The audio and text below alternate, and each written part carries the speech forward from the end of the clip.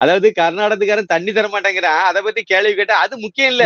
மோடி வந்து முஸ்லிம்களை வந்து இழிவுபடுத்தி பேசிவிட்டாரு. போற இடத்துல எல்லாமே வந்து சொல்லி வச்ச மாதிரி அவங்களும் அவங்க சிஸ்டரும் இத பத்தியே பேசிட்டு வர்றாங்க. இந்த 2 வார்த்தையும் சொன்னாரே தவிர முஸ்லிம்கள் அதிகமா குழந்தை பெத்துக்கிறாங்க அவங்களுக்குன்னு சொல்லல. முஸ்லிம்கள் வந்து ஊடுருவி இங்க வந்து இருக்கிறவங்கன்னு அவர் வார்த்தை சொல்லல. ஒண்ணும் இல்ல சார். இப்ப நம்ம இதை பாத்துக்கிட்டு இருக்க வியூவர்ஸே போய் ரோஹிங்கியன் முஸ்லிம் ரெஃப்யூஜி கேம்ப் இன் இந்தியான்னு மட்டும் போட்டு பார்க்கணும் சார். இப்ப அடுத்து இருக்கிற ஜெனரேஷன்ல குழந்தை பெத்துக்க முடியுமா? இப்ப என் பையனோ என் தங்கச்சி பிள்ளைகள்ட்டையோ நம்ம எல்லாம் சொன்னோம்னா அவங்க எல்லாம் குழந்தை பெத்துக்க சொல்றீங்களாங்கிற மாதிரி எல்லாம் இப்ப அந்த மைண்ட் செட்டுக்கு வந்துட்டு அந்த வீடியோ எல்லாம் பாருங்க சார். நமக்குள்ள என்னமோ சொல்ல முடியல அந்த வார்த்தையெல்லாம். ஒருத்தர் இருக்காரு அவரை சுத்தி 6 குழந்தைங்க 7 குழந்தைங்க சார். திண்டுக்கல் பக்கம் எல்லாம் போனீங்கன்னா கரெக்டா அவங்க எல்லாரும் சொல்லுவாங்க வடநாட்டுக்காரங்கள இங்க வரைக்கும் வந்துட்டாங்க பாருன்னு சொல்லி. அவங்க வடநாட்டுக்காரங்கள வேற நாட்டுக்காரங்க அவங்க. அவர் கேட்கறது சரிதானே. ஒரு நாட்டினுடைய பிரதமர் கேட்காம வேற யாரு கேட்பா? எங்க இருக்க முஸ்லிம்கள் யாராவது நாங்க கேட்டோமா? இந்துக்கள்கிட்ட இருக்க சொத்துக்களை எங்களுக்கு எடுத்து கொடுங்கன்னு நாங்க கேட்டோமா? இருக்கிற நம்ம தாயா பிள்ளையா பழகிட்டு இருக்க இந்து முஸ்லிம்களுக்குள்ளேயே வந்து ஒரு மன வருத்தங்கள் ஏற்பட்டுரும் சார். பிளான் பண்ணவங்க கூட இந்த ஒரு இஸ்லாம் மதத்தை இப்படி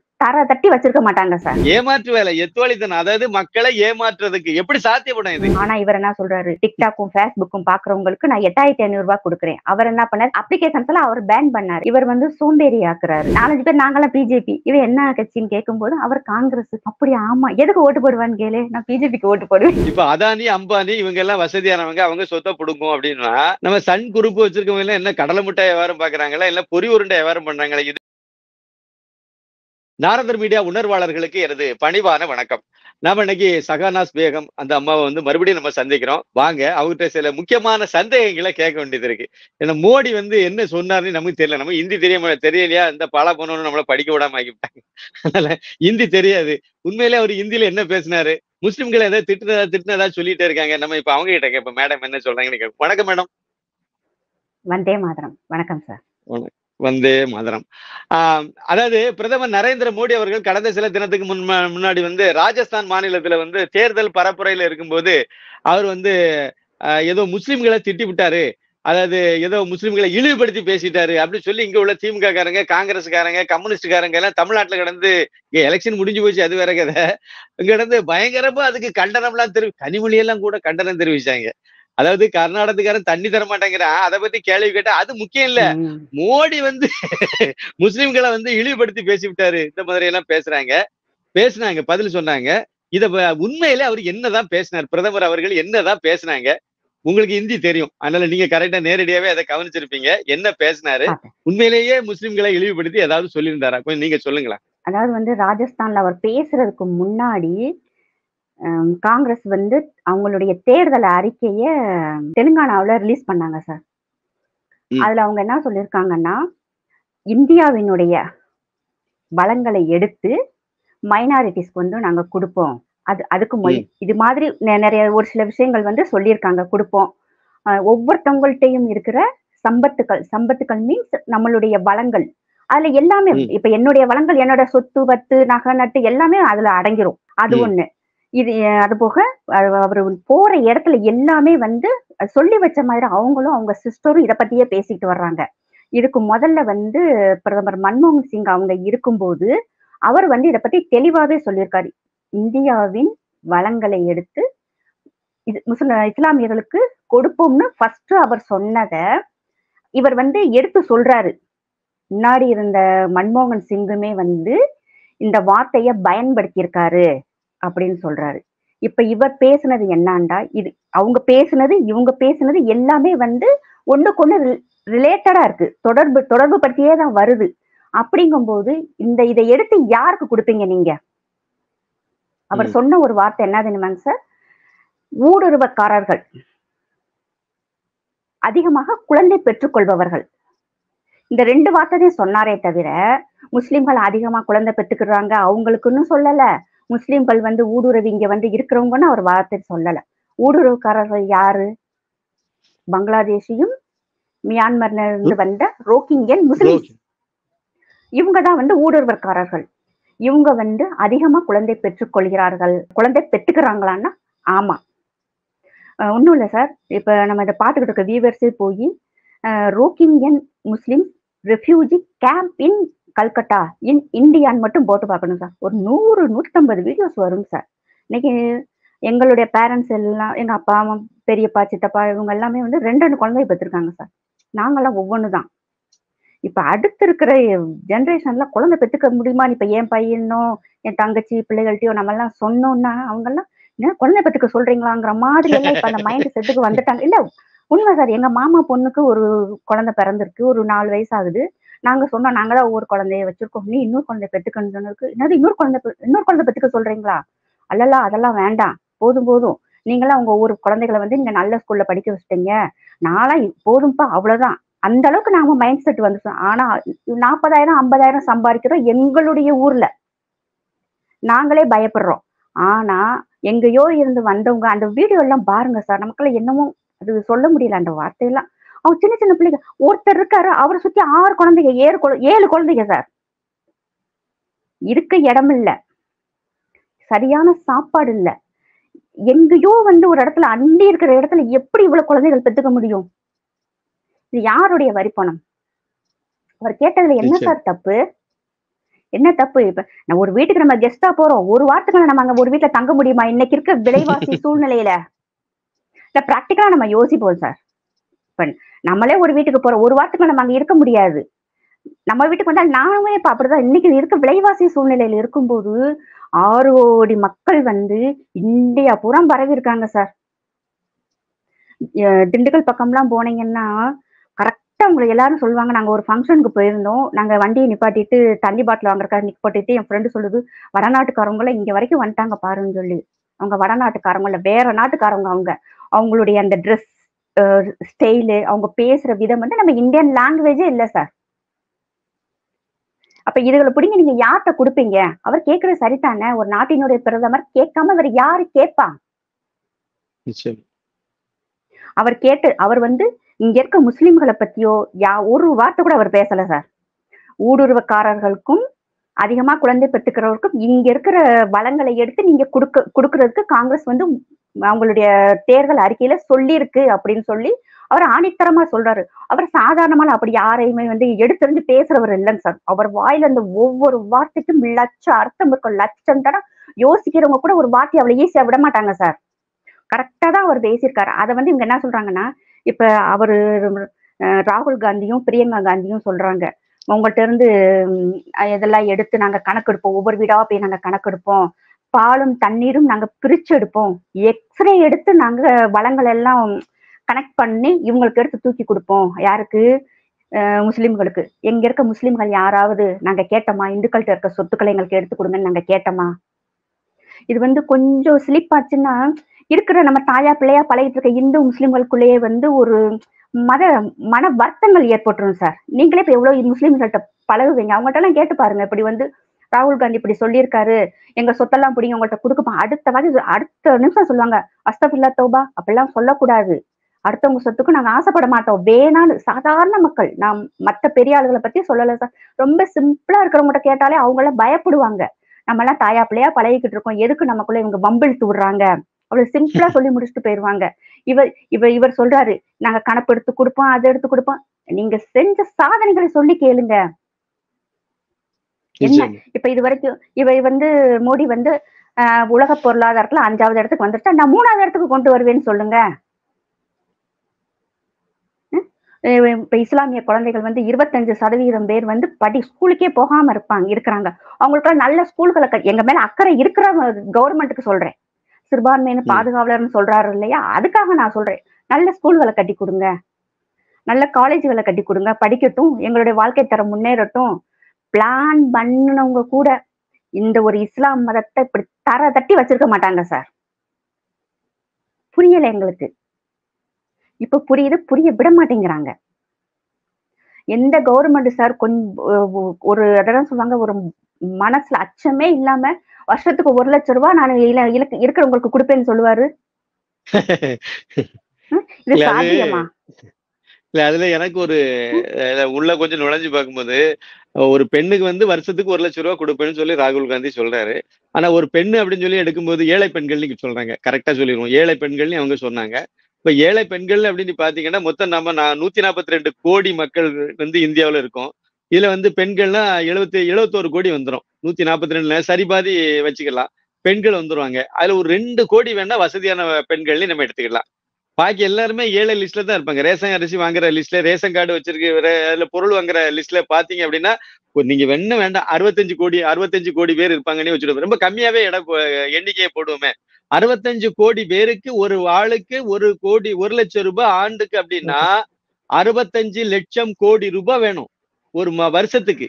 பட்ஜெட்ல 65 லட்சம் கோடி ரூபாய் ஒதுக்கணும். ஆனா கடைசியா போட்ட நம்ம பட்ஜெட்டே வந்து தேசிய பட்ஜெட்டே நம்ம இந்திய பட்ஜெட்டே வந்து 45 லட்சம் கோடி ரூபாய்க்கு தான் போட்டிருக்காங்க. ஆமா 45 லட்சம் கோடிக்கு தான் கடைசி பட்ஜெட்டே போட்டிருக்காங்க. நாட்டினுடைய பட்ஜெட்டே அவ்வளவுதான். ஆனா வந்து இவங்க ஒரே ஒரு தீர்மானத்தை நிறைவேற்றுறதுக்கு தேர்தல் வாக்குறுதியை நிறைவேற்றணும் அப்படின்னா குறைந்தபட்சம் 65 லட்சம் கோடி ரூபாய் ஆண்டுக்கு வருமானம் வேணும் அப்படி அதிகமா தேவைப்படுது அப்படின்னா அந்த வருமானம் எப்படி நாங்க இந்த ரூபாயை கொண்டு வருவோம்னு சொல்லணும்ல. பொருளாதார மேதை தானே பி சிதம்பரம், பொருளாதார மேதை தானே மன்மோகன் சிங், ரகுராம் ராஜன் இவங்க கூட ஆலோசகரா இருந்தாரு, எல்லாம் செய்யறாங்க. ஏமாற்று வேலை, எத்துவழித்தனம். அதாவது மக்களை ஏமாற்றுறதுக்கு எப்படி சாத்தியப்படும் இது? கருணாநிதி 2006 தேர்தல் வாக்குறுதியில சொன்னாரு, நிலமற்ற ஏழை விவசாயிகளுக்கு 2 ஏக்கர் நிலம் கொடுப்போம்னு சொல்லிவிட்டாரு. அப்பவே ஜெயலலிதா அந்த அம்மா தெளிவா கேட்டாங்க, எங்க நிலமற்ற ஏழை விவசாயிகள் மொத்தத்துல எடுத்து பாத்தீங்கன்னா அது கோடிக்கு மேல வருது. அந்த கோடிக்கணக்கான விவசாயிகளுக்கு வந்து ஒரு ஆளுக்கு 2 ஏக்கர்னா இவ்வளவு ஏக்கர் நிலம் தேவைப்படுது. தமிழ்நாட்டுல தரிசு நிலமே இல்ல. இருக்கக்கூடிய நிலமெல்லாம் விவசாய நிலமா மாறி போச்சுது. மிச்சம் மீதி இருக்கக்கூடியதுல இவ்வளவு இடமே இல்லையே, எங்க இருந்து எடுத்து கொடுப்பாங்கன்னு கேட்டாங்க. ஆனாலும் மக்களை ஏமாத்தி ஓட்டு வாங்கி வந்தாங்க. கடைசியில கொடுக்கவே இல்லையா, முடியல. முடிஞ்சாலும் கொடுக்க முடியும், முடியாது. அதேதான் இப்ப 1 லட்சம் ரூபாங்கிறது. நீங்க சொன்ன பாயிண்ட் கரெக்ட் தான். 1 லட்சம் ரூபாங்கிறது கண்டிப்பா சாத்தியமே படாது. முதல்ல அது வருமானத்துக்கு ஒரு வழியை சொல்லணும்ல. இவங்க 70 வருஷமா நாட்டை ஆண்டுட்டு சொல்லுங்க மேடம். இவர் இங்க வந்து ஒவ்வொரு வளங்களையும் வந்து மக்களுக்கு வேலை வாய்ப்பு உருவாக்கி கொடுக்கறது, மக்களுடைய அடிப்படை தேவைகளான வீடு, தண்ணீர், உணவு இது சம்பந்தப்பட்டதெல்லாம் மக்களை வந்து மேம்படுத்திட்டு பிள்ளைகளை படிக்க வைங்கன்னு சொல்லிட்டு அந்த படிப்புக்கு உண்டான விஷயங்களா மோடி ஐயா பாத்துக்கிட்டு இருக்காரு. ஆனா இவர் என்ன சொல்றாரு, டிக்டாக்கும் ஃபேஸ்புக்கும் பாக்குறவங்களுக்கு நான் 8500 ரூபாய் கொடுக்குறேன். அவர் என்ன பண்ணாரு, டிக்டாக்கு அந்த மத்த அப்ளிகேஷன்ஸ் எல்லாம் அவர் பேன் பண்ணாரு. இவர் வந்து சோம்பேறி ஆக்குறாரு. இந்தியாவில இருக்கிற அவ்வளவு குழந்தைகளுமே ஒவ்வொருத்தரும் அறிவாளி தான் சார். நான் அன்னைக்கு கூட உங்ககிட்ட சொன்னேன் பாருங்க, மத்திய பிரதேசத்துல வந்து நைட்ல அந்த ரோட்டோரமா இருக்கிற குழந்தைகளுக்கு வந்து ஒரு சாதாரண பசங்க அவங்க வந்து அந்த பிள்ளைகளுக்கு வந்து மேக்ஸ் சொல்லி கொடுக்குறாங்க சார். அந்த மேக்ஸ் சொல்லி கொடுக்கறத ஐஐடியில ஒர்க் பண்ற ப்ரொஃபசர்ஸ் வந்து வாட்ச் பண்றாங்க. அவ்வளவு ஸ்பீடா அந்த பிள்ளைய கரண்ட்னா என்ன, ஒரு மேக்ஸ் போட்டு அந்த பிள்ளை சொல்ல சொல்ல அந்த சார்னால எழுத முடியல. வயசு என்ன தெரியுமாங்க சார், பிலோ 10 பிலோ 12. அந்த பிள்ளைக்கு படிக்க வரமாட்டேன்னு சொன்ன குழந்தைகளை நான் உங்களுக்கு 20 ரூபா தர்றேன், 10 ரூபா சொல்லேன்னு ஆசை காமிச்சு 2 பிள்ளை 3 பிள்ளை சேர்த்து இன்னைக்கு அந்த பேரண்ட்ஸே பார்த்துட்டு அவங்களா கொண்டு வந்து ஒரு இடத்துல உட்கார வச்சு பிள்ளைகளுக்கு வந்து மேக்ஸ் எடுக்கிறாங்க சார். அந்த பையன்லாம் அப்படி வித்தின் செகண்ட்ல அப்படி கால்குலேட் பண்ணி ஆன்சர் சொல்றான் சார். சொல்ல சொல்ல அவங்களால எழுத முடியல. பார்த்துட்டு அவங்கள எப்படி இந்த குழந்தைகள் சாத்தியம். அப்ப அந்த சார் சொல்றாரு, நம் நாட்டினுடைய 12 வயசுக்கு கீழே இருக்கும்போது அந்த குழந்தைகளுடைய அறிவுத்திறன் ஐன்ஸ்டீனை விட அதிகமா வேலை பார்க்குதுன்னு சொல்றாரு சார். அப்படி அந்த உண்மை அவர் சொல்றாரு சார். இந்த வீடியோ எல்லாம் இன்னும் இருக்குங்க சார், யூடியூப்ல நம்ம தேடி பார்த்தாலே தெரியும். மத்திய பிரதேஷ் சார் அது. அப்படி இந்த குழந்தைகளுக்கு உண்டான ஒரு படிப்புக்கு உண்டான இதுல ஏதாவது ஆக்கப்பூர்வமா எதுவுமே இவங்க சொல்லல சார். மக்களை குழப்பி விடணும், அது ஒண்ணுதான் இவங்களுக்கு வந்து ஒரு அஜெண்டா மாதிரி தெரியுதுங்க சார். இது ஒரு மோடி வந்து நல்ல மைண்ட்ல ஏத்திட்டாரு. அவர் எப்படின்னா, நீ என்ன வேண்டாம்னு சொல்லு. இப்ப என்னன்னா மோடிக்கு மட்டும்தான் காங்கிரஸ்காரங்க பதில் சொல்லிக்கிட்டு இருக்காங்க. பிரியங்கா காந்தி நாங்க எப்படி நகையெல்லாம் நாங்க புடுங்குவோம்னு சொன்னோமா, தாலியெல்லாம் நாங்க புடுங்குவோம்னு சொன்னோமா அப்படின்னு அவங்க ஒரு பக்கம், இங்கிட்டு கார்கே ஒரு பக்கம், இப்படி இவங்கெல்லாம் அடிச்சு மாத்துக்கட்டுல இவருக்கு மட்டும் பதில் சொல்லிக்கிட்டே இருக்கிறாங்க. இதே 1 லட்சம்ங்கிறது 8500 ரூபாங்கிறது இப்ப இருக்கிற இளைஞர்கள் மத்தியிலையும் பெண்கள் மத்தியிலையும் மைண்ட்ல செட் ஆயிருச்சுன்னா என்னங்க சார் செய்யறது? அது ஒரு திசை மாத்தி விடுறதுக்காக கூட இவர் பேசியிருக்கலாம், தவறே இல்லை. இவர் இஸ்லாமியர்களை பத்தி அதுல முஸ்லிம்கள் வார்த்தையை அவர் சொல்லலங்க சார். மன்மோகன் சிங் அவர்கள் இப்படி சொல்லியிருக்காரு. அதே மாதிரி பிரியங்காவும் சோனியா காந்தியும் இதவே வந்து ரெகுலரா சொல்லிக்கிட்டு வர்றாங்கன்ற அவர் சொல்றாரு. முன்னாள் பிரதமர் மன்மோகன் சிங் அவர்கள் வந்து இதை சொன்னது உண்மை. மும்பைல நடந்த ஒரு பிரஸ் மீட்ல தான் இதை சொன்னார். அதாவது வந்து வார்த்தை இல்ல அவர் சொன்னது இல்ல கொடுக்க சொன்னாரு, போறோம்னு சொன்னார். கொடுத்துட்டாரா? ஆமா, மைனாரிட்டிஸ் அதுக்கப்புறம் வார்த்தையை சொல்லிட்டு அதுக்கு பிறகு அதுல பர்டிகுலர்லி அது வந்து முஸ்லீம் அப்படின்னு சொல்லி அந்த வார்த்தையெல்லாம் பயன்படுத்தினார். கொடுக்கல. அது போய் நானும் அந்த வீடியோ 2000 பார்த்தேன். கொடுத்துட்டாரா? 2014 வரைக்கும் இருந்தாங்க. என்னத்த கொடுத்தாங்க? எங்க கொடுத்தாங்க? இல்ல இவங்களுடைய வாக்குறுதி இல்ல. அதையுமே வந்து இதுல இன்னொரு விஷயம் என்ன தெரியுமாங்க சார், ஓப்பனா சொல்லணும்னா, இப்படி ஒரு விஷயங்கள் நடக்கிறது எங்க கம்யூனிட்டி ஆளுகளுக்கு தெரியாது சார். அதுதான் உண்மையிலே தெரியாது. இப்ப முத்தலாக்கெல்லாம் வந்துருச்சு. 99% இஸ்லாமிய பெண்களுக்கு இங்க தெரியாது சார். இப்ப எனக்கே வந்து இப்ப இந்த வீடியோ பார்த்ததுக்கு அப்புறம் இந்த மன்மோகன் சிங் இப்படி சொல்லியிருக்காரு எனக்கே அதுக்கப்புறம் தான் அந்த பழைய வீடியோ என்னென்ன பேசியிருக்காங்க ஃபுல்லா நம்ம பார்க்கும்போது அந்த கண்டினியூட்டி அப்படி பேசியிருக்காங்க. அதுக்கு பதில் தான் வந்து மோடி சொல்லியிருக்காரு, அதுக்கு பதில் தான் அமித்ஷா சொல்லியிருக்காரு, அதுக்கு பதில் தான் வந்து ஜெய்சங்கர் சொல்லியிருக்காரு. நம்ம அடுத்தடுத்த வீடியோ பார்க்கும்போதுதான் அவங்க சொன்னதுக்கு இவங்க கவுண்டர் கொடுத்திருக்காங்க. அந்த கவுண்டரை இப்ப இந்தியா ஃபுல்லா பேசுறாங்க. இல்ல இன்னொரு யதார்த்தமா ஒரு விஷயத்த பேசுவோமே, அரசியலுக்காக வேண்டியே வச்சுக்கோமே. பிரதமர் இப்படி பேசினாருல என்ன நடக்கும்? இந்துக்கள் வந்து இது வரைக்கும் காங்கிரஸ் ஓட்டு போட்டவே நம்ம போட மாட்டான். அதான் நடக்க போகுது. அப்ப ஏற்கனவே அவங்க வந்து மைனஸ்ல போறாங்க. நானு எங்க ஃப்ரெண்ட் குஜராத் ஃப்ரெண்டு அவங்களுக்கெல்லாம் 85 வயசு இருக்கும். அவர்கிட்ட நான் இப்ப இந்த விஷயமா நான் பேசும்போது அவர் சொன்னாரு, உங்க ஊருக்காரரு இந்த பட்ஜெட் எல்லாம் போட்டு கொடுத்திருக்காரு. அதாவது சாரி உங்க ஊருக்காரரு தான் வந்து தேர்தலுக்கு உண்டான அஜெண்டா அதெல்லாம் எழுதி கொடுத்திருக்காராமா அப்படின்னு சொல்லி அவர் சிரிச்சாரு. ஆமா அப்படின்னு சொல்லும் போதுதான் சாத்தியப்படாததெல்லாம் எழுதி கொடுத்திருக்காங்க அப்படின்னு சொல்லி அப்ப அவர் ஒரு வார்த்தை சொன்னாரு. அதாவது வந்து கொஞ்சம் நஞ்ச பேர் வந்து இந்துக்களும் முஸ்லிம்களும் வந்து காங்கிரஸ்க்கு போய் ஓட்டு போட்டுக்கிட்டு இருக்காங்க. காங்கிரஸ் முக்து பாரத்னு அடிக்கடி சொல்லி மக்களுக்கு போர் அடிச்சு போச்சு. அதனால இத சொல்லி அவரு இன்னும் கொஞ்சம் ஓட்டெல்லாம் குறைச்சு விட்டுருவாரு அப்படின்னு. அப்ப இன்னொரு விஷயம் பாத்தீங்கன்னா அங்கிட்டு சூரத் சைடெல்லாம் நம்ம போகும்போது சொல்லுவாங்க, நாங்கெல்லாம் கேட்போம் நீங்கெல்லாம் யாருக்கு ஓட்டு போடுவீங்கன்னு கேட்கும்போது அவங்க எல்லாம் சொல்லுவாங்க நாங்க பிஜேபிக்கு ஓட்டு போடுவோம். அப்ப என் ஃப்ரெண்ட் எல்லாம் சொல்லு நீங்க எல்லாம் முஸ்லீம் எப்படி பிஜேபிக்கு ஓட்டு போறீங்கும் போது அவர் ஏன் போட்டா என்ன அப்படிங்கும்போது உங்களெல்லாம் வச்சுட்டே நாங்க எங்க ஊர்ல மோடியை ரொம்ப வெறுத்து பேசிட்டு இருக்கோம். அவங்க அப்பெல்லாம் ஒண்ணு எங்களுக்கு நல்ல வளர்ச்சி திட்டங்கள் இருக்கு, நாங்க நல்லா இருக்கோம். அப்போ ஃபர்ஸ்ட் டைம் அவங்க ஒருத்தவங்க சொல்லும்போது ஃபர்ஸ்ட் டைம் அவரே வந்து பிஜேபிக்கு ஓட்டு போடல. அவர் சொன்னது சரி, இது உண்மை. நானே ஃபர்ஸ்ட் பிஜேபிக்கு ஓட்டு போடலாமா, ஓட்டு போடாம இருந்தாலும் பிஜேபி கவர்மெண்ட் வந்ததுக்கு அப்புறம் எம்எல்ஏ அந்த வார்டு மெம்பர் கவுன்சிலர் எல்லாம் முஸ்லிம் ஏரியாஸ்க்கு வந்து உங்களுக்கு என்ன தேவை, உங்களுக்கு என்ன பிரச்சனைகள், என்னென்ன தேவைங்கிறது ஃபுல்லா வந்து கேட்டு கேட்டு கேட்டு அவங்க நிறைய செஞ்சு கொடுத்ததுக்கு அப்புறம் தான் இந்த கவர்மெண்ட் வந்தா நமக்கு எந்த பிரச்சனையும் இல்லைன்ட்டு அதுக்கப்புறம் தான் அங்கிட்ட இருக்க முஸ்லிம்ஸ் எல்லாமே வந்து பிஜேபிக்கு ஓட்டு போட்டு இது பண்ணியிருக்காங்க. அப்ப நான் சொல்லுவேன், இப்ப இவ்வளவு சீட்டு வந்தாலுமே காங்கிரஸ் கூட்டம் வருது இல்ல சார், காங்கிரஸ் கட்சிக்கு கூட்டம் வருது இல்ல. கண்டிப்பா. அப்ப நான் கேட்கும்போது அவர் சிரிச்சாரு. இவன் 4-5 பேர் நாங்கெல்லாம் பிஜேபி, இவன் என்ன கட்சின்னு கேட்கும்போது அவர் காங்கிரஸ். அப்படி ஆமா, எதுக்கு ஓட்டு போடுவான்னு கேளு, நான் பிஜேபிக்கு ஓட்டு போடுவேன்.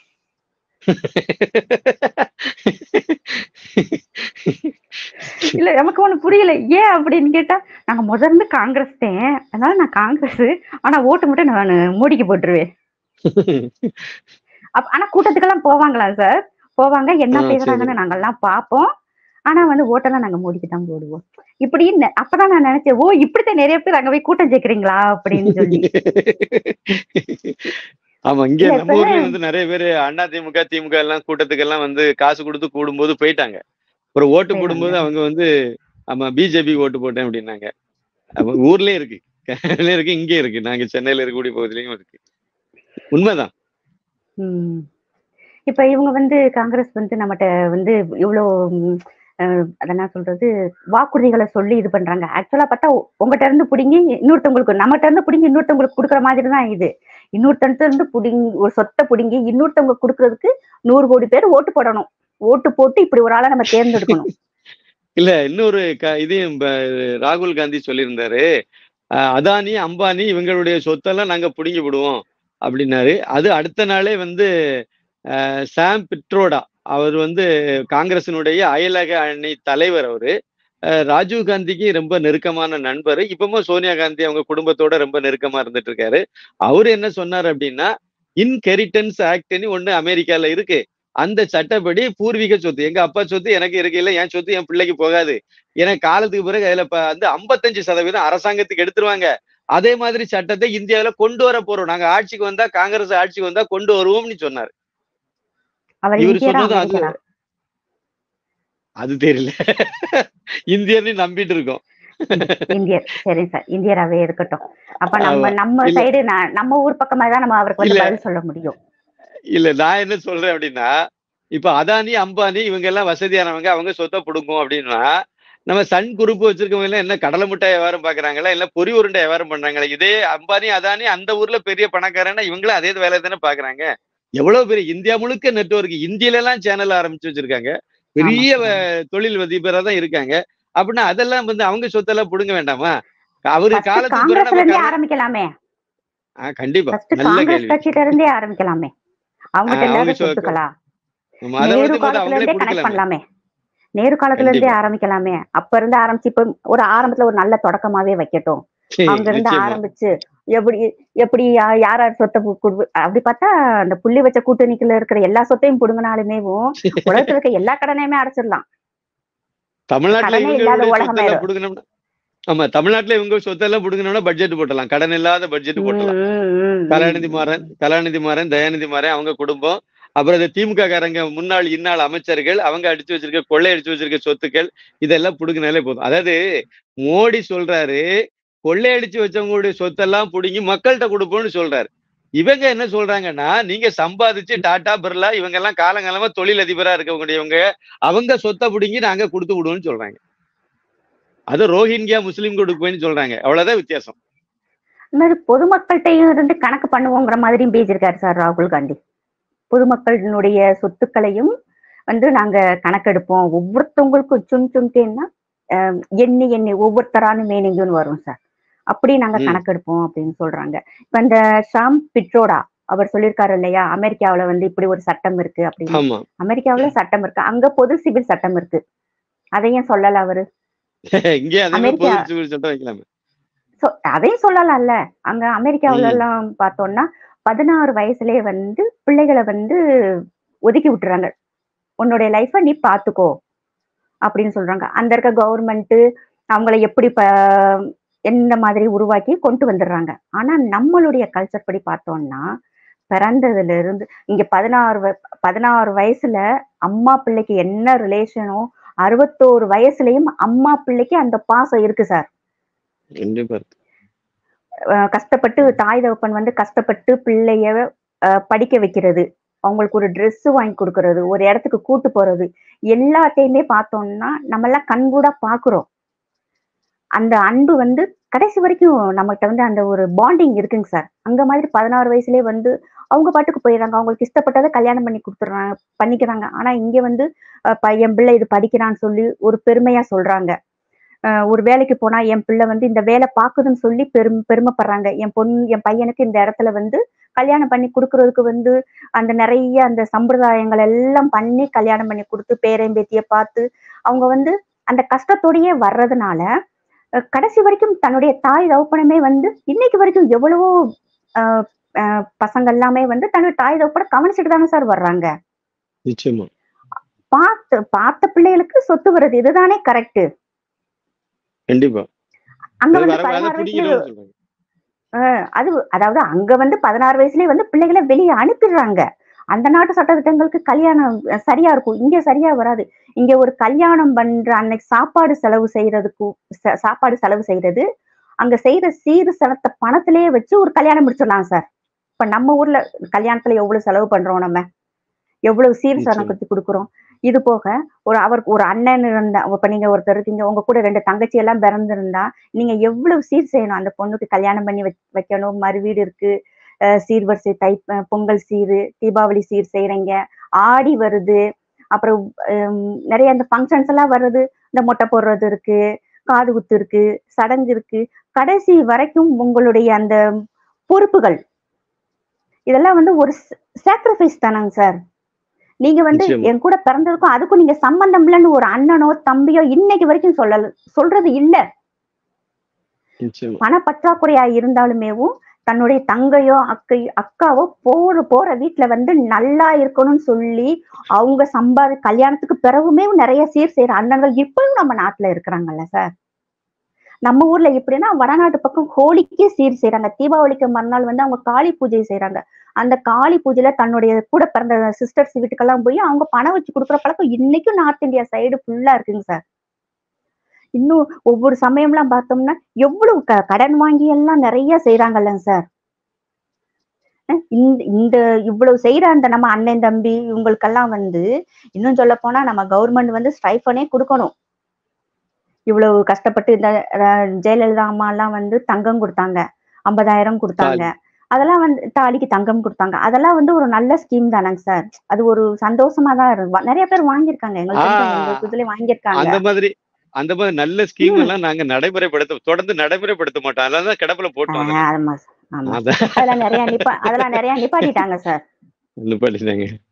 நல்ல ஸ்கீம் எல்லாம் ஆமா நல்லதெல்லாம் நிப்பாட்டிடுவோம். அதுக்கு அவங்க லேப்டாப் கொடுத்தாங்க, சைக்கிள் கொடுத்தாங்க.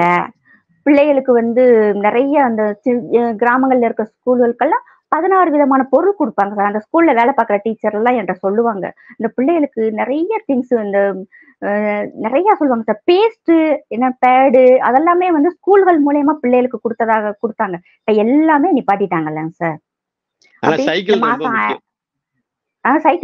நிறைய லேப்டாப் சைக்கிள் ரெண்டுமே கிராமத்து பிள்ளைகளுக்கு அது ஒரு பெரிய வரப்பிரசாதம் மாதிரி இருந்துச்சு. ஸ்கூலுக்கு போகும்போதெல்லாம் அக்கா வாங்கிருவாங்க, அப்புறம் தங்கச்சி அந்த சைக்கிள்லயே போயிட்டு இருக்கும் அது ஸ்கூலுக்கு. ஆமா, பயன்படுத்திட்டு அப்பா பால் வாங்குறதுக்கு அந்த சைக்கிள் எடுத்துட்டு போவாரு. மொத்தத்துல அந்த குடும்பத்துக்கு அது பயன்படுச்சு, இல்லைன்னு சொல்ல முடியாது. ரொம்ப பயனடைந்த லேப்டாப் அதுமே முக்கியமான ஒரு விஷயம். அவங்க காலேஜுக்கு போகும்போதெல்லாம் அந்த லேப்டாப்பை யூஸ் பண்ணிட்டு, ஏன்னா அதுல அடிப்படை ஃபண்டமெண்டல் எல்லாமே அதுல இருக்கு. இப்பயும் பாதுகாப்பா வச்சிருக்காங்க சார். பத்திரமா வச்சிருக்கவங்க எல்லாம் நான் பாத்திருக்கேன். இப்பயுமே வச்சிருக்காங்க, வச்சு அது பத்திரமா பாதுகாத்து ஆபீஸ்க்கெல்லாம் யூஸ் பண்றதுக்கெல்லாம் பாத்திருக்கேன் சார். நான் அப்படி ஒரு பயனுள்ளதா கொடுத்துருக்கணும். நிறைய கிராமங்கள்ல பாத்தீங்கன்னா ஆட்டுக்குட்டி அதெல்லாம் கொடுத்தாங்கல்ல சார். எவ்வளவு அவங்களுக்கு அது வாழ்வாதாரத்துக்கு இதா இருந்துச்சு. இப்படி அவங்களுடைய தேர்தல் அறிக்கையில ஆக்கப்பூர்வமா ஒண்ணுமே செய்யவே முடியல, சொல்ல முடியல அவங்களால. என்ன செய்யணும் அப்படி. இன்னொன்னு பாத்தீங்கன்னா சிதம்பரம் தான் இதனுடைய தேர்தல் அறிக்கையை ரெடி பண்ணி கொடுத்ததாக சொல்றாங்க. அப்படி ரொம்ப கஷ்டமா இருக்கு சார். தமிழர்கள்லாம் அவ்வளவு அறிவாளிகள், அவ்வளவு திறமையானவர்கள். இவங்க எப்படி எப்படி இதெல்லாம் சாத்தியப்படும்? இல்ல, அவங்க சாத்தியப்படாதுன்னு தெரியும், வரமாட்டோம்னு தெரியும், சாத்தியப்படாதுன்னு தெரியும். நம்ம அதாவது அவங்களுக்கு ஆசையை தூண்டி விட்டு நம்ம அறுவடை பண்ணலாம்னு நினைக்கிறாங்க. அது எப்படி சாத்தியப்படும்? அது எப்படி மக்கள் அவ்வளவு புரிதல் இல்லாம இல்லல்ல. இன்னொன்னு இவங்க இதுக்கு 70 ஆண்டு காலம் என்ன பண்ணாங்கன்னு எல்லாத்துக்குமே நல்லது. இன்னொரு விஷயம், முஸ்லிம்களை பத்தி பேசினால நான் சொல்றேன். 10 வருஷம் பிரதமராக நரேந்திர மோடி அவர்கள் தான் தொடர்ந்து இருந்துட்டு இருக்காங்க. அடுத்த 5 வருஷமா அவர் தான் இருக்க போறாருங்கிறது ரெண்டாவது இருக்கட்டும். இந்த 10 வருஷத்துக்குள்ளால ஏதாவது ஒரு வகையில முஸ்லிம்களுக்கு ஒரு இடைஞ்சல் பண்ணிருக்காரு. நான் தெரிஞ்சு கேள்விப்பட்டது என்னன்னா, அவர் வந்த உடனேக்கே இங்க தம்பி ஒருத்தன் சித்தப்பா பெரியப்பா பையன், அவன் அமெரிக்கால இருந்தான். தம்பி அரபு நாட்டுல தான் இருந்தான், இப்பவும் அங்கதான் இருக்கான். அவன் அங்க ஒரு இதுல போய் டிரைவரா வேலை பார்த்துட்டு இருந்தான். அவன் என்கிட்ட என்ன சொன்னான்னா, அண்ணே இவர் பிரதமர் வந்த உடனே சவுதிக்கு ட்ரிப் வந்தாரு, முதல்ல ஒரு பயணம் வந்தாரு. வரும்போது அங்க 750 சிறை கைதிகள் அங்க ரொம்ப வருஷமா அடைச்சு வச்சிருந்தாங்க. மொத்தத்துல 750 அந்த எண்ணிக்கை இந்தியர்கள் அங்க வேலை பார்க்க போன இடத்துல ஏதோ தப்பு பண்ணி ஜெயில அடைச்சு போட்டிருந்தது. அவங்க அவ்வளவு முதல் விடுதலை பண்ணி இங்க ஒரே பிளைட்ல கூட்டிட்டு வந்தாரு. ஒரே பிளைட்ல ஒரே டைம்ல பிளைட்ல ஏத்தி கொண்டு இறக்குனாரு. அதுல 750ல 700 பேர் முஸ்லிம்கள் தான் அப்படின்னா. ஏன்னா அங்க இருந்து அவங்க தான் அதிகமா அங்க வேலை கிடைக்குது, ஈஸியா கிடைக்குது, அங்க போறாங்க. அங்க போன உடனே அதுக்கு காரணம் சொன்னான், அது முஸ்லீம் நாடுங்கிறதுனால, இவங்களும் முஸ்லீம்ங்கிறதுனால நாம ஏதாவது பண்ணா அவங்க ஒண்ணும் சொல்ல மாட்டாங்கிற மாதிரி நினைச்சிட்டு ரொம்ப அசால்ட்டா அந்த தப்பை பண்ணிடுறாங்க. ஆனா இந்துவா இருந்து இங்க இருந்து போறவன் அங்க நமக்கு ஏதாவது பண்ணினா உடனே நம்மள கழுத்தை வெட்டி விடுவாங்க, ஏதாவது பண்ணிடுவாங்கன்னு பயந்து போய் தப்பு செய்யறத ரொம்ப பயப்படுறான். அதனால பண்றது இல்ல. ஆனா ஒரிஜினலா அரபி என்ன பண்றாங்க அப்படிங்கறத அவன் என்ன சொன்னான்னா, ஒரு இந்துக்காரன் ஒருத்தன் தப்பு பண்ணிட்டான்னா அவனுக்கு ஒரு மன்னிப்பு கொடுக்குறாங்க. ஏன்னா அவனுக்கு தெரியாது மத சம்பிரதாயங்கள், முஸ்லீம் மத சம்பிரதாயம் அவனுக்கு தெரியாது. அதனால அவனுக்கு ஒன்னும் சின்ன மன்னிப்பு இருக்கு. ஆனா முஸ்லீமா இருந்தா அவனுக்கு இதெல்லாம் தெரியும், தெரிஞ்சிருந்து நீ இப்படி பண்றேன்னு சொல்லி அவனுக்கு தண்டனை கூடுதலா கொடுக்குறாங்க அங்க. ஆனா இவங்களுக்கு அது புரிதல் இல்ல, இப்படி எல்லாம் பண்ணுறாங்க அப்படின்னு சொன்னா. இன்னொரு விஷயமும் நான் கேள்விப்பட்டிருக்கேன். சவுதி அரேபியா இந்த ஹஜ் பயணம் மேற்கொள்றவங்களுக்கு எந்தெந்த நாட்டுல எவ்வளவு முஸ்லிம் ஜனத்தொகை இருக்குதோ அந்த ரேஷியோ அடிப்படையில தான் அவங்களுக்கு அங்க போறதுக்கு அனுமதி கொடுக்குறாங்களாம். ஒவ்வொரு நாட்டுக்கும் ஆமா சார். பாகிஸ்தான் அங்குள்ள மக்கள் தொகை அடிப்படையில ஒரு வருஷத்துக்கு நீங்க இத்தனை பேர் தான் அனுப்பணும். ஏன்னா அது சின்ன இடம், அங்க ரொம்ப பேரு பயணிகள் வந்து அங்க தாக்கு பிடிக்காதுங்கிறதுனால இப்படி வச்சிருக்காங்க. அப்ப இதுக்கு முன்னாடி மன்மோகன் சிங் கவர்மெண்ட் இருக்கும்போது இருந்ததை விட, அனுப்புன அந்த கட்சி பயணிகளை விட இவரு வந்து சவுதி மன்னர்கிட்ட பேசி எங்க நாட்டுக்கு இன்னும் கொஞ்சம் நீங்க அதிகம், ஆமா நாங்க சார். ஜனத்தொகை பெரிய நாடு, அதனால எங்களுக்கு அதிகமான பேருக்கு நீங்க எங்களுக்கு வாய்ப்பு கொடுக்கணும்னு ரெக்வஸ்ட் பண்ணி அதையும் அவங்க ஏத்துக்கிட்டு இப்ப கட்சி பயணிகள் வந்து இதுக்கு முன்னாடி போனதை விட பிரதமர் நரேந்திர மோடி அதிகமா ஆட்சி காலத்துல அதிகமான பேர் போயிட்டு இருக்காங்க. இதெல்லாம் வந்து நான் கேள்விப்பட்டது. ஏதாவது ஆமா சார். முஸ்லிம்களுக்கு எதிராக இல்லைன்னா முஸ்லிம் மதத்துக்கு எதிராக பிரதமர் ஏதாவது செய்திருக்காரா 10 வருஷத்துக்குள்ள? இல்ல சார், அப்பெல்லாம் எதுவுமே இல்லைங்க சார். அவர் பண்ணது இன்னும் ஓப்பனா சொல்ல போனோம்னா, ஹானஸ்டியா அவர் கொடுக்குற எல்லா ஸ்கீம்லயுமே அதிகமா பயன் பெற்றது நாங்க தான் சார். உண்மை அது. எல்லா விஷயத்திலயுமேவும் நார்த் சைடெல்லாம் பாத்தீங்கன்னா வீடு, தண்ணீர் குழாய் போட்டு கொடுத்துருக்காங்க, ஆயுஷ்மான் கார்டு, ரேஷன் பொருட்கள் கிடைக்கிறது. கணவரால கைவிட்ட பெண்களுக்கெல்லாம் பாத்தீங்கன்னா அவங்களுக்கு என்ன தொழில் தெரியுமோ அதுக்கு வழிய கூப்பிட்டு அவங்களுக்கு ட்ரைனிங் கொடுத்து அதுக்குண்டான லோன் வாங்கி கொடுத்து அவங்கள அந்த தொழிலை செய்ய வச்சு அந்த பொருட்களுக்கு மீடியேட்டரே இல்லாம அந்த பொருட்களை வந்து விற்பனை செஞ்சு பணம் சம்பாதிக்கக்கூடிய ஒரு கெப்பாசிட்டியை உருவாக்கி கொடுத்துருக்காங்க சார். இது மாதிரி நிறைய விஷயங்கள் இருக்குங்க சார். நிறைய இஸ்லாமியர்கள் தான் நாங்க பயன்பட்டுருக்கோம். அவர் அப்படி வந்து ஹிந்து முஸ்லிம்ஸ்ன்னு அவங்க எப்பயுமே வந்து அவர் பிரிச்சே பார்த்தது இல்லைங்க சார். ஸ்டார்டிங்ல அவர் வரும்போது சொன்னாரு, அதாவது வந்து ஹிந்து முஸ்லிம் நீங்க 2 பேரும் சண்டை போட்டுக்கிறீங்களா, நீங்க வந்து வறுமை கூட சண்டை போடுறீங்களான்னு கேட்டாரு சார். அது அதாவது ஹிந்து முஸ்லீமும் ஹிந்து மாறி மாறி நீங்க சண்டை போட்டுக்கிட்டு இருக்கீங்களா, நீங்க வறுமை கூட சண்டை போடுறீங்களா அப்படின்னு சொன்னோன்னே அந்த மக்களுக்கு வந்து கரெக்டா அது எடுபட்டுருச்சுங்க சார். ஏன்னா வந்து இப்ப நம்ம வந்து பார்த்தோம்னா ஓரளவுக்கு டெவலப் முன்னேறின மாநிலம் தான். அங்கிட்டு பார்த்தோம்னா முன்னேறவே இல்லாம 70 வருஷம் காங்கிரஸ் ஆட்சியில அவங்க மட்டும்தான் சார் நல்லா இருந்திருக்காங்க. மக்களுடைய வாழ்க்கை தரம் பார்த்தோம்னா எனக்கெல்லாம் அங்கிட்டலாம் போயிட்டு வரும்போதே நான்லாம் முடியாம காய்ச்சலோட தான் சார் வருவேன். அந்த அளவுக்கு சுத்தம் இல்லாம இருக்கும். நல்லாவே இருக்காதுங்க சார். ஏன்டா இப்படி இருக்குன்னு. ஆனா இன்னைக்கெல்லாம் போய் பார்த்தா நம்ம பின்தங்கிய மாநிலமா இருக்கோம். அவ்வளவு ஃபாஸ்டஸ்ட் க்ரோயிங் சார் அவங்களுக்கு. எல்லா விஷயத்துலயுமே பாத்தீங்கன்னா அங்க இருக்கிற கவர்மெண்ட் ஸ்கூல்ல எல்லாம் பிரெஞ்சு, ஜெர்மன் சொல்லி தராங்க சார். இங்க வந்து நம்ம ஹிந்தி வைக்க கூடாதுன்னு சொல்லி இங்க சண்டை போட்டுக்கிட்டு இருக்காங்க. அங்க இருக்கிற ஆமா சார், அங்க இருக்கிற கவர்மெண்ட் ஸ்கூல்கள் எல்லாம் நம்ம இத்தாலி உனக்கு என்ன லாங்குவேஜ் வேணுமோ அந்த லாங்குவேஜ படி. அதாவது ஒரு 7-8 வயசுக்குள்ளேயே பிள்ளைகளுக்கு வந்து கவர்மெண்ட் ஸ்கூல்ல இங்கிலீஷ் வந்து பேச பழக்கி கொடுக்குறாங்க சார். இங்கிலீஷ்லயும் நீங்க எப்படி பேசணும், அந்த ப்ரொனன்சியேஷன் எல்லாம் எப்படி வருது, கரெக்டா இருக்கா, எந்த இடத்துல நம்ம சவுண்ட் கரெக்டா கொடுக்கணும், அதெல்லாம் அந்த கிராமட்டிக்கலா சொல்லி தராங்க சார் அங்கிட்ட இருக்கிறதெல்லாம். அதெல்லாம் நமக்கெல்லாம் எப்ப வரும்னு சொல்லி ஒரு ஏக்கமா தான் சார் இருக்கு. நாங்கெல்லாம் நிறைய பணம் செலவழிச்சு படிக்க வச்சிருக்கோம். அதெல்லாம் இங்கிட்டு வந்தா ரொம்ப நல்லா இருக்கும்னு தோணுதுங்க சார். அவரு அந்த ஒரு வார்த்தை தான் சார் அவர் சொன்னாரு. அண்ணாமலை முதலமைச்சரான பிறகு இதெல்லாம் நடக்கும் தமிழ்நாட்டுல. நடக்கும் கண்டிப்பா.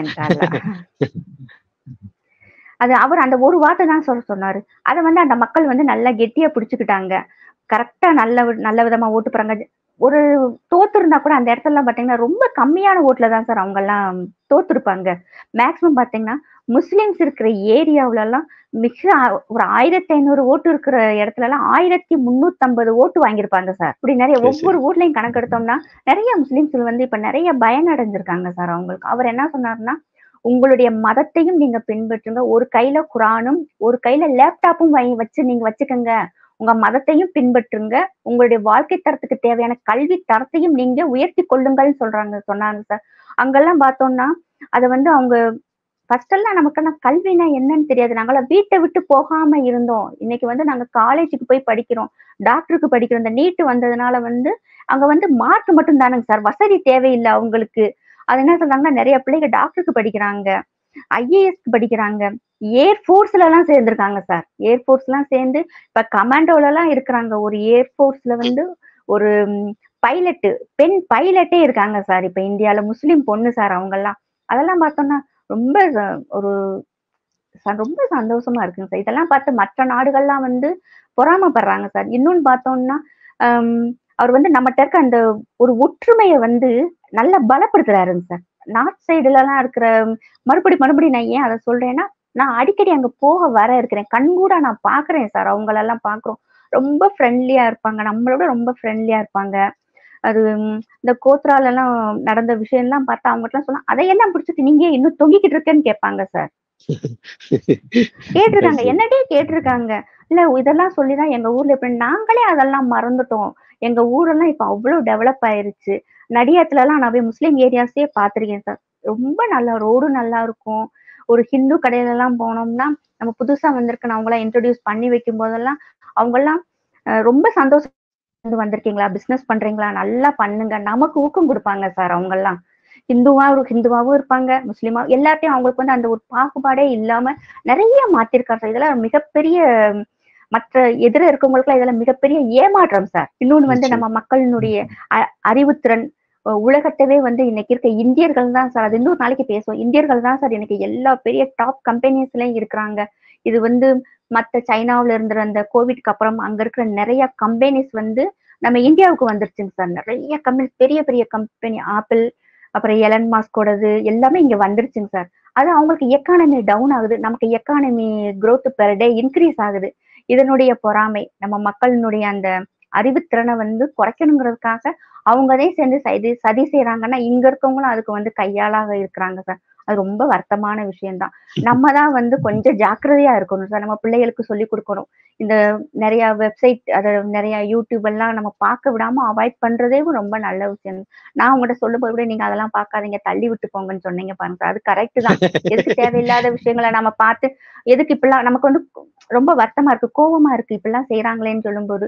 பட் அத நம்ம பார்க்காம நல்ல விஷயங்கள மட்டும் நம்ம பிள்ளைகளுக்கும் நம்மளும் சொல்லிக் குடுக்கணும் சார். அப்பலாம் அவர் நிச்சயமா, இன்னைக்கு நிச்சயம். வரைக்கும் வந்து முஸ்லீம்களுக்குன்னு சொல்லி அவர் எதிரா ஒரு வார்த்தை கூட பேசலங்க சார். எல்லா பெனிஃபிட்டும் அவர் சொல்றது சகோதர சகோதரிகளே தான்.